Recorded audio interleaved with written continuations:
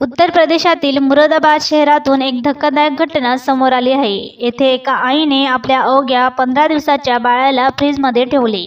त्यानंतर ती झोपायला गेली। काही वेळातच बाळ रडू लागल्याने कुटुंबियांनी तिथे धाव घेतली आणि तात्काळ फ्रीजमधून बाळाला बाहेर काढले। वेळेवर मदत मिळाल्याने सुदैवाने बाळाचा जीव वाचला। मात्र या घटनेने परिसरात एकच खळबळ उडाली। ही घटना कटघर पोलीस स्टेशन परिसरातील जब्बार कॉलनी करूला येथे घडली। यानंतर महिलेला मानसोपचार तज्ज्ञांकडे दाखल केले, तेव्हा डॉक्टरांनी सांगितले की ही महिला प्रसूतीनंतरच्या मानसिक आजाराला बळी पडली होती। डॉक्टरांच्या मते प्रसूतीनंतर सुमारे 5% महिलांना असा मानसिक आजार होतो आणि यात रुग्ण आपत्कालीन मानसिक स्थितीत जातो। जेव्हा मूल रडू लागले तेव्हा महिलेच्या मनात चुकीची कल्पना निर्माण झाली आणि तिला वाटले बाळ तिला मारण्यास सांगत आहे। त्याच नैराश्यात तिने मुलाला फ्रीजमध्ये ठेवले।